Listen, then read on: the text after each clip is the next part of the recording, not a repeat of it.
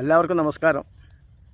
സഹോദരന്മാരെ, കേൾക്കുന്ന പ്രേക്ഷകരോട്, നമ്മുടെ പ്രധാനപ്പെട്ട ഒരു രാജ്യമാണ് ലോകത്തിലെ ഏറ്റവും വലിയ ജനാധിപത്യ മതേതരത്വ നല്ല ലോകത്തിന് മാതൃകയായ ഒരു ഭരണഘടനയുള്ള ഇന്ത്യ എന്ന് പറയുന്നൊരു രാജ്യം.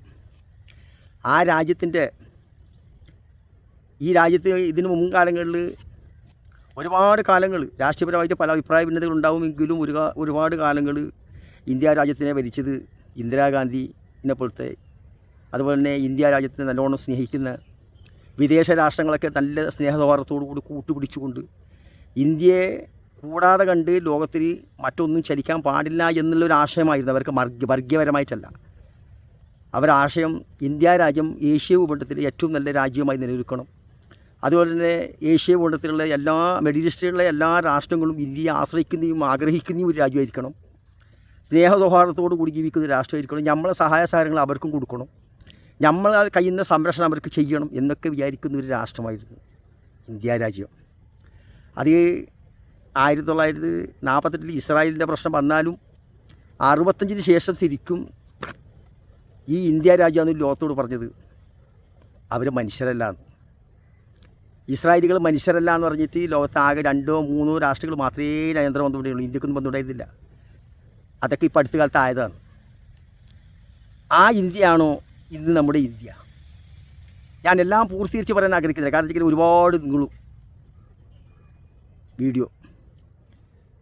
ലോകത്തിന് മനുഷ്യരല്ല എന്ന് പറഞ്ഞാൽ ആ ഇസ്രായേലിനെ അന്ന് കണ്ട നയമാണോ ഇന്ന് ഇന്ത്യയുടെ നയം?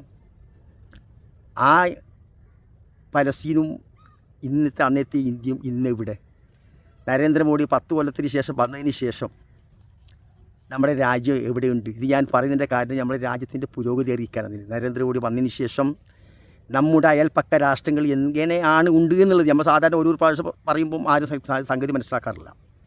ചുറ്റുപാടിൽ നിന്ന് നോക്കിയാൽ ഈ നരേന്ദ്രമോദി ഇന്ത്യയിൽ മാത്രമല്ല, നമ്മുടെ അയൽപ്പക്കത്തുള്ള രാജ്യം ഇന്ത്യയുമായിട്ട് ഏത് രൂപത്തിലുണ്ടെന്ന് കൂടി മനസ്സിലാക്കണം. അതിനാണ് ഞാനിത് പറയുന്നത്. 1965 ഇസ്രായേലിൻ്റെ യുദ്ധം കഴിഞ്ഞതിന് ശേഷം ഇസ്രായേൽ മനുഷ്യരല്ല എന്ന് പറഞ്ഞത് ഇന്ദിരാഗാന്ധിയാണ്. ആ നയം ഇന്ത്യയെ ഒരുപാട് കാലങ്ങൾ കൊണ്ടുവരുന്നു. അതുമായിട്ട് ബന്ധപ്പെട്ട് 60 വർഷങ്ങളിൽ ഇന്ത്യയായിട്ട് നല്ല സൗഹാർദ്ദത്തിലായിരുന്നു.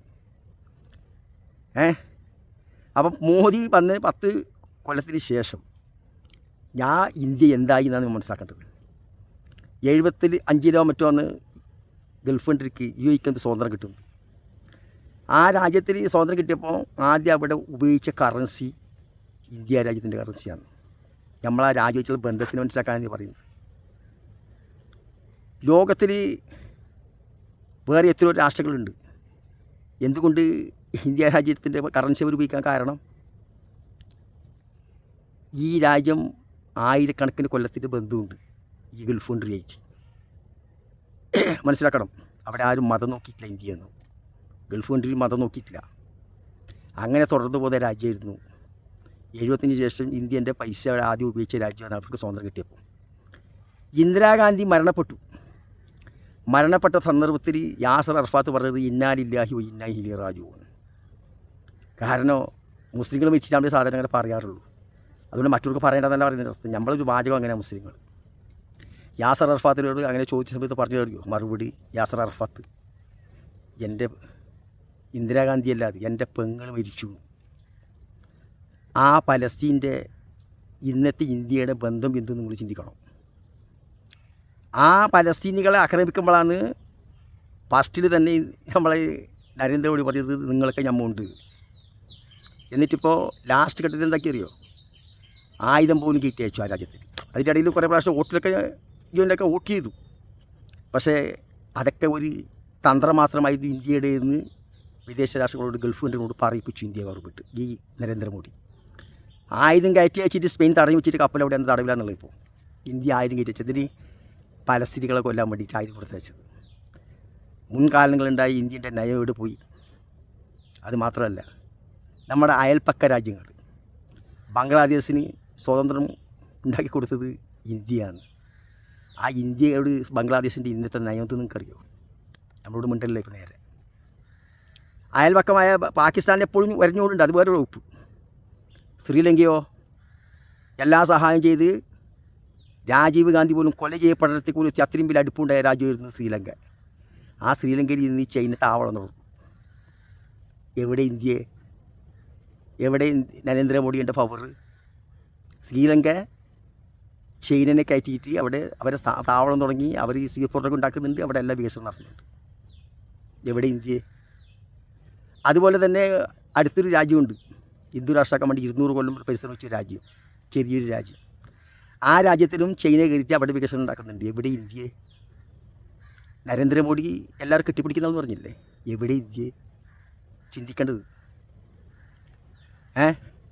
കയ്യും ഭരിച്ചുകൊണ്ടായ ഒരു ദ്വീപുണ്ടായിരുന്നു.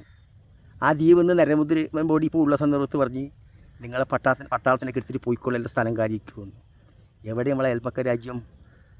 നരേന്ദ്രമോദിൻ്റെ നേട്ടം എന്ന് പറയുന്നത് കേട്ടാ, ഞാൻ വെറുതെ പറയുന്നതല്ല, അന്വേഷിച്ചാൽ മനസ്സിലാവും. എവിടെ ഇന്ത്യ? വേണ്ട, അവിടെ നിൽക്കട്ടെ. ഇന്ത്യയുടെ അതിരിൽ കൂടിയിട്ട് പാകിസ്ഥാനിലേക്ക് റോഡ് കൊത്തിയിട്ട് റോഡ് പോകുന്നുണ്ട്. നരേന്ദ്രമോദിയുടെ എന്ത് പറഞ്ഞ് ഞാൻ ഒരു ഇഞ്ച് ഭൂമി കൊടുക്കൂലെന്ന്. എവിടെ ഇന്ത്യ? എവിടെ നരേന്ദ്രമോദി? ഇന്ദിരാഗാന്ധി ഉണ്ടായ രാജ്യം ഇന്ന് എവിടെ ഉള്ളത്?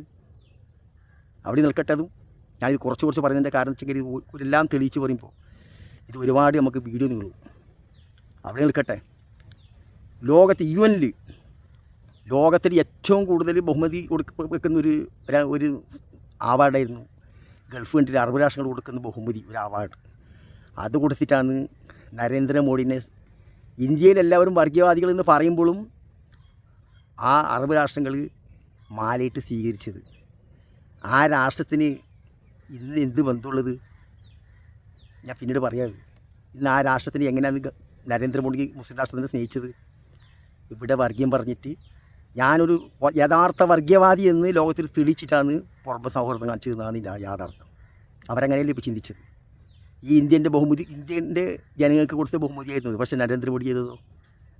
ഇപ്പോൾ അടുത്ത കാലങ്ങളായിട്ട്, മുൻകാലങ്ങളിൽ പാകിസ്ഥാന് UN ഒരുപാട് പ്രമേയം കൊണ്ടുപോകും ഇന്ത്യക്കെതിരായിട്ട്. കോൺഗ്രസ് ഗവൺമെൻറ് ഉണ്ടാകുന്ന കാലഘട്ടത്തിൽ എല്ലാ മുസ്ലിം രാഷ്ട്രങ്ങളും പ്രമേയത്തിന് എതിർക്കും, പാകിസ്ഥാൻ എതിർക്കലാണ്, ഇന്ത്യക്ക് അനുകൂലമായിട്ട് നിൽക്കും. നരേന്ദ്രമോദി വന്നതിന് ശേഷം 1-2 പ്രാവശ്യം UN ഇന്ത്യൻ്റെ പ്രതിനിധി അറിഞ്ഞിപ്പോണ്ട് വന്നു. എന്തുകൊണ്ട്? മുസ്ലിം രാഷ്ട്രങ്ങൾ പാകിസ്ഥാന് സപ്പോർട്ട് കൊടുക്കുന്നുണ്ട്. ആരിൻ്റെ കാരണക്കാർ? എന്തുകൊണ്ട് അങ്ങനെ ഒരു ചിന്തിക്കാനായത് എന്ന് നരേന്ദ്രമോദി അല്ല, ഇന്ത്യയിലെ ജനങ്ങൾ ഇതിലേക്ക് മനസ്സിലാക്കണം. ഇതിലേക്ക് ഇപ്പോൾ നടക്കുന്ന സംഭവമാണ്.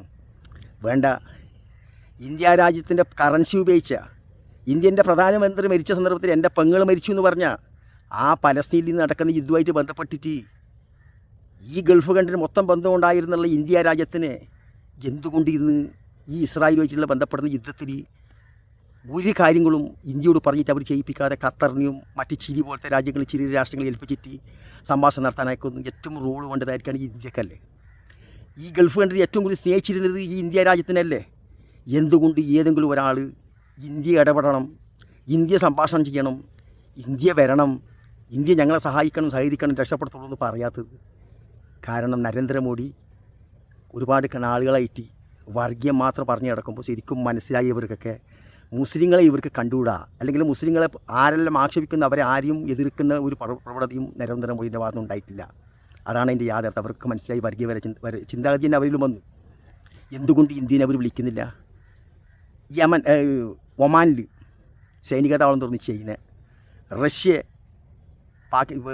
സൗദി അറേബ്യയായിട്ട് എല്ലാ ആയുധ കരാറിലും ഒപ്പിട്ടു, അമേരിക്കനെ തള്ളിക്കളഞ്ഞു, ഇറാൻ, അതുപോലെ തന്നെ ചൈനയുമായിട്ട് ബന്ധപ്പെട്ട് ഒരുപാട് അറബ് രാഷ്ട്രങ്ങൾ പല നയതന്ത്ര ബന്ധങ്ങൾ ഇപ്പോൾ ഈ യുദ്ധത്തോട് ഉണ്ടാക്കി.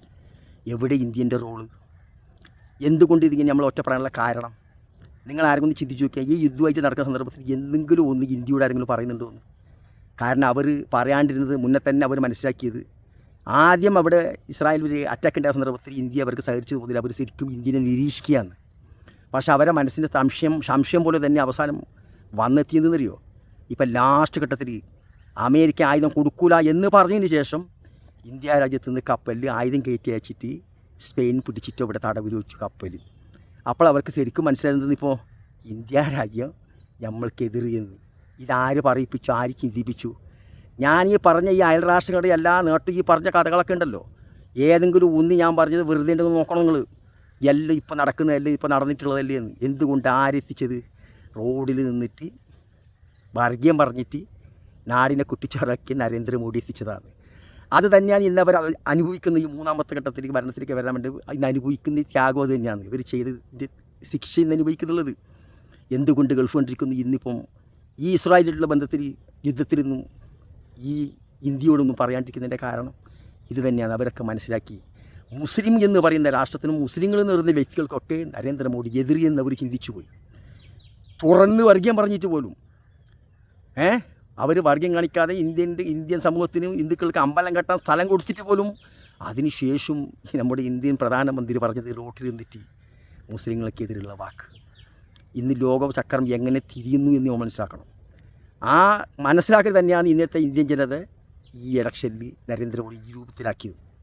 അതുകൊണ്ട് എനിക്ക് പറയേണ്ടതെന്ന് വെച്ചെങ്കിൽ ഇനി വരുന്ന ഗവൺമെൻറ് ആരായും തിരക്കില്ല. ഈ പറഞ്ഞ പോലെ നമ്മുടെ അയൽ രാജ്യങ്ങളും ഗൾഫ് കൺട്രിയും എല്ലാം നല്ല നയതന്ത്ര ബന്ധം ഉണ്ടാവണം. എല്ലാവരും ഒരുമിച്ച് പോകണം, എല്ലാവരും സ്നേഹിക്കണം, എല്ലാവരും നമ്മളെ ആശ്രയിക്കുന്ന ഒരു അവസ്ഥയുണ്ട്. ആശ്രയിക്കത്തിൽ നമ്മളവരെ ഭയപ്പെടുത്തിയിരുന്നല്ല, നമ്മളൊരു ആശ്രയം അവർക്കുണ്ടായിരുന്നു. ആ ആശ്രയം ഇല്ലാണ്ട് കാരണം ഇന്ന് നോക്ക് ബംഗ്ലാദേശൊക്കെ എവിടെയുണ്ടെന്നുള്ളത്. പാകിസ്ഥാൻ, ഇന്ത്യ, ശ്രീലങ്ക ഇതിനേക്കാൾ മറികടന്ന് സാമ്പത്തിക ശേഷിയിൽ ബംഗ്ലാദേശ്. എന്തുകൊണ്ട്? വർഗീയ ചിന്താഗതി അവർക്കില്ല. നരേന്ദ്രമോദി വന്നത് മുതൽ വരുമ്പോൾ മൻമോഹൻ സിംഗ് നല്ലൊരു ഉയർച്ചയിലായിരുന്നു വെച്ചിരുന്നു ഇന്ത്യ രാജ്യത്തിന് സാമ്പത്തിക ശേഷിയിൽ. ഇന്ന് ബംഗ്ലാദേശിനേക്കാൾ പിന്നിലാണ് ഉള്ളത് ഇന്ത്യ എന്ന് മനസ്സിലാക്കണം. ഇതിൻ്റെ കാരണം എന്ത് അറിയോ? അവരവിടെ രാജ്യത്തിൻ്റെ പുരോഗതിക്ക് വേണ്ടിയിട്ട് പ്രയത്നിക്കുന്നു. നമ്മുടെ നാട്ടിൽ പള്ളിൻ്റെ അടിയിൽ കൊണ്ടിട്ട് ശിവലിംഗം തിരയുന്ന പണിയിലാണ് നമ്മുടെ ഉള്ളത്. ഇതാണ് ആ രാജ്യം നമ്മളെ രാജ്യമൊക്കെ ഉള്ളതായിട്ടുള്ള വ്യത്യാസം മനസ്സിലാക്കണം. ഇനിയെങ്കിലും നമ്മളെ രാജ്യം മുന്നോട്ട് പോകാൻ ഏത് ഗവൺമെൻറ് ഭരണത്തിൽ വന്നാലും ശ്രമിക്കണമെന്ന് പറഞ്ഞുകൊണ്ട് എൻ്റെ ഈ പറഞ്ഞതിൽ എന്തെങ്കിലും അപാകതകളുണ്ടെങ്കിൽ തിരുത്തിയിട്ട് എന്നോട് കമൻറ്റ് ബോക്സിൽ രേഖപ്പെടുത്തണം. എന്തെങ്കിലും തെറ്റുകൊണ്ടെങ്കിൽ ക്ഷമിക്കണം. ഞാൻ ഈ ഇന്ത്യ രാജ്യത്ത് ജീവിക്കുന്ന ഈ രാജ്യത്തിനെതിരായിട്ടല്ല, ഈ രാജ്യം ആശ്രയിക്കുന്ന രാജ്യമായിരുന്നു ലോകവിട്ടി.